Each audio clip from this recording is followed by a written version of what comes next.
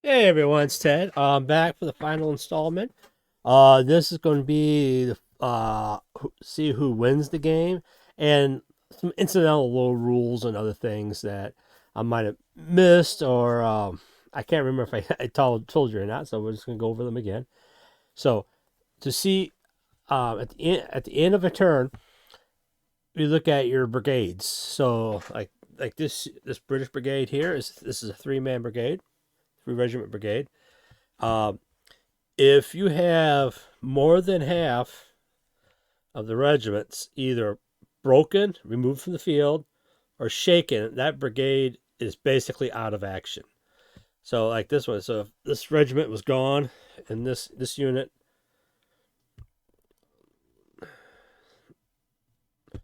was shaken, it's at its limit. That means that brigade is combat ineffective. So this multiplies. So if you're running a game with 3 brigades, and if 2 of those brigades are broken, you have lost the battle and you were returned off the field. That's how it ends. But so like this brigade is falling back. Technically, by the rules, you fall aboard and you're done. Uh, we can house rule it that officer can try. We do it. Come back. He gets one last chance to rally them. If he rallies them back down to 2, they can stay and they can go back into action. But by the rules, if they're broken, they retreat, and that's how they end the game. So it's quick, fast, and easy. So that's how it ends. So but like I said, like the rules are flexible, so you can change them how you want. Like we do, we allow one last chance for officers to ride in and get the troops motivated.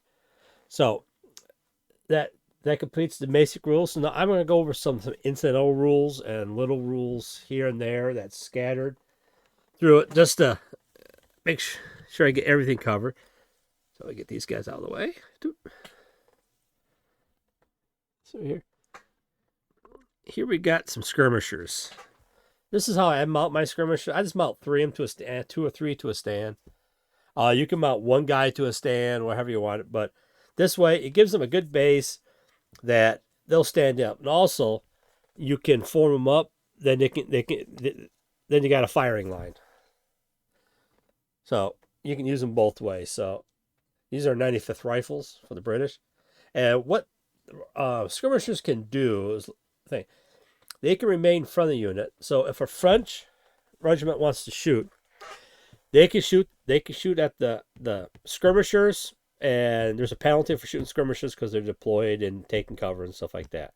So when you shoot, you got to shoot the closest unit that's formed. So a skirmish unit could be closer, but they're considered unformed because they're deployed. So they could shoot at the line troops. But since you're shooting through skirmishers, they will get a bonus because they're what's considered obscured. That's what the skirmishers do. They just keep the main body. So you can use skirmishers that way as you move forward to cover your main flanks. You can move them off to the side to just be harassing fire, just to plink because they don't get a lot of dies, like 2 dies. But since these are 95th, they're sharpshooters. They get the sharpshooter rule. It allows them to reroll one of their misses. You can also give them dead eye, which gives them more bonuses. So you can add stuff to the regiments to make them change and be differently. So with skirmishers, some different things with skirmishers. So like with a wall, yeah, for a normal regiment to move over a wall, it costs basically 6 inches. So half a move to move over the wall. Um, so it does slow you down. With skirmishers, they're not affected by that. They can just move right over it with no problem. If you have like a wood lot with crops, if you have like a big thick wood lot, most time line infantry cannot go through those, so you have to maneuver around. Skirmishers, you can move right through them. It doesn't slow them down. You have to keep them within an inch of each other, so it's organized. So it allows skirmishers, they can move, hop over stuff, and or take the wall. Then they can use it for cover against shooting. And also another thing is buildings. So if you have a building on the table, skirmishers can move into a building with no problem. They can move right in and take position. Infantry, it takes half the move to go into a building. But once a regiment goes into a building, they occupy that building. Then you automatically shoot out all sides. It's not your full shooting, but it gives them a lot. They're in hard cover, so it makes them really hard to be shot. So they can dig into a building, then the enemy really has to claw to get them out. So once you occupy a building, you entrench. So I said it takes half your movement to go into a building for line troops, but skirmishers can move straight in, and they can occupy that building. So like these 3 stands go in, and they can shoot out all the sides of it. So skirmishers are handy. I don't really run with a lot of skirmishers. I just run a couple units on each side just to feel. But it's your own taste. So.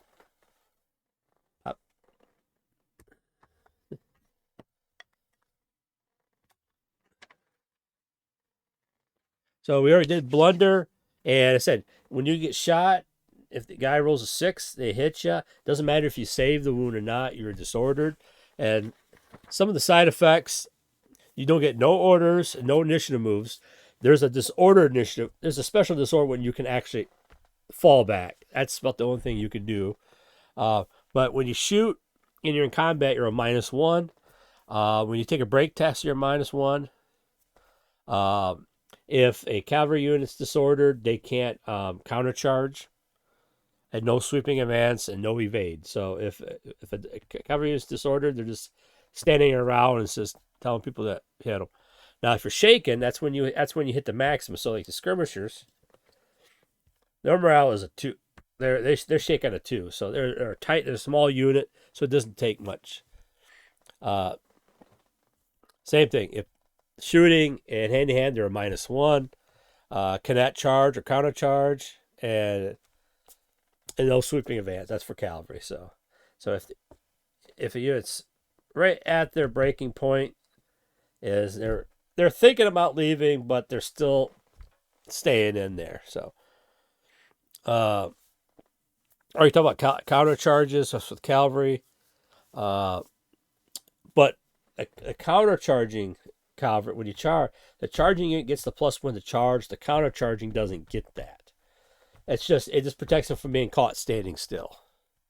Guns. I talked about this. But I got a full case on. So, this is a horse artillery battery. This is a Royal Horse Artillery. They got the Tarleton helmets. Let me see. How about focus? Okay. No focus. There you go.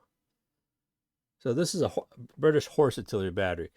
They're more flexible because they're all mounted on horses.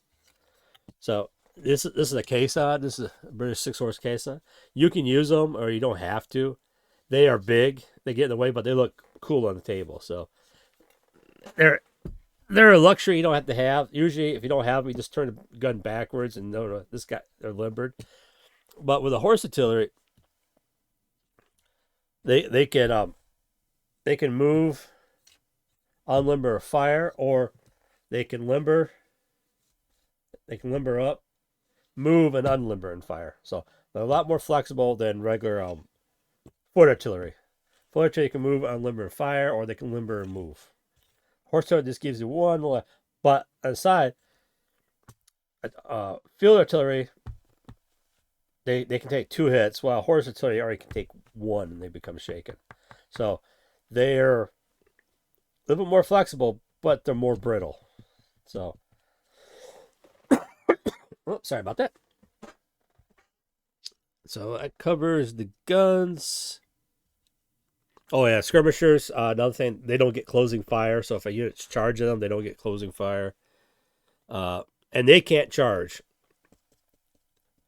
Most things they can't charge. So, but they can charge buildings and artillery and guys in march column. That's what all they can charge there. So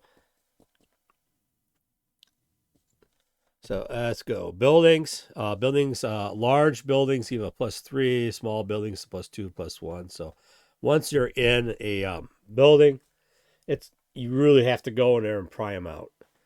The other one is I talked about is rocket battery.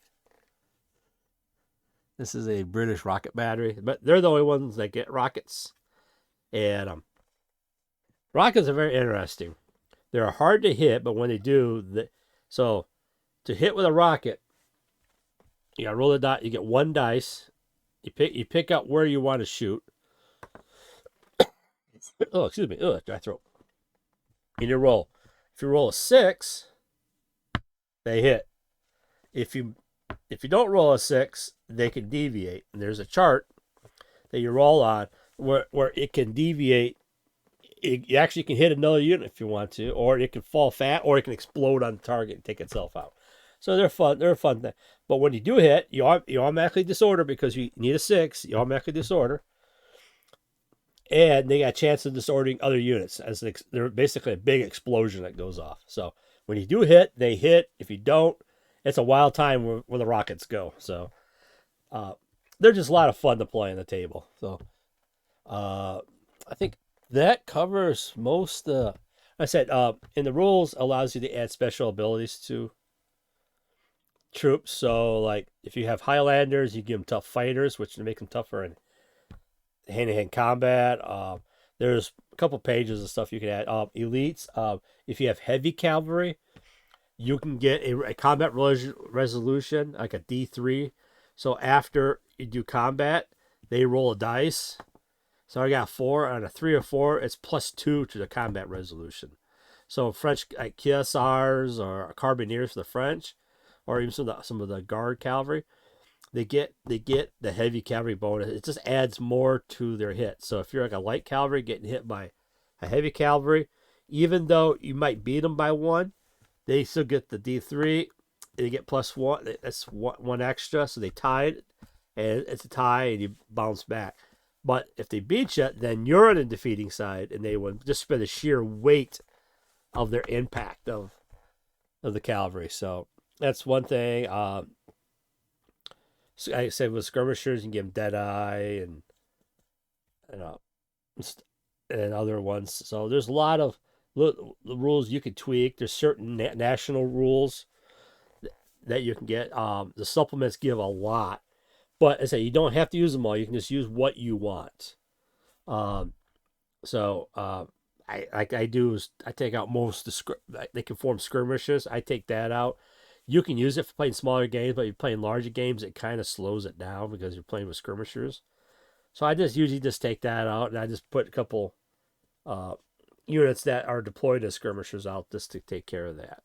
So you play it as you feel like it, how you want to run it, but once you get the hang of it, it moves fast. So you can play a game really quickly with it for an evening. If you just got a couple guys for an evening's battle, you'd be done. Like 3 hours, you can be done with it. If you guys know the rules and you move right along, you can be done in 3 hours. So at the end of the month at ATC, which is our beginning of October, Advance the Colors, I'll be running a 2-day event of Napoleonics down there. So this is just getting ready. I'm still painting. I'm doing some Austrian cavalry right now. I just need to beef up some cavalry.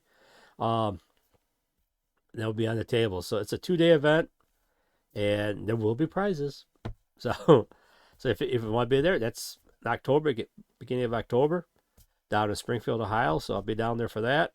So if you're gonna be in the area, come down, play some. I said it's 2 days. It's gonna be covered four sessions. It's a 4-hour blocks, so you don't have to play for it all. But more time you play, more chances you get a chance to win something. And I got some good prizes, so it's gonna be fun. So until later, guys. Have fun. Don't be scared of Napoleonics. It's intimidating when you first get in, but once you get going, once you start getting units, it does move fast. You realize you start building up. Do like say get a box sets.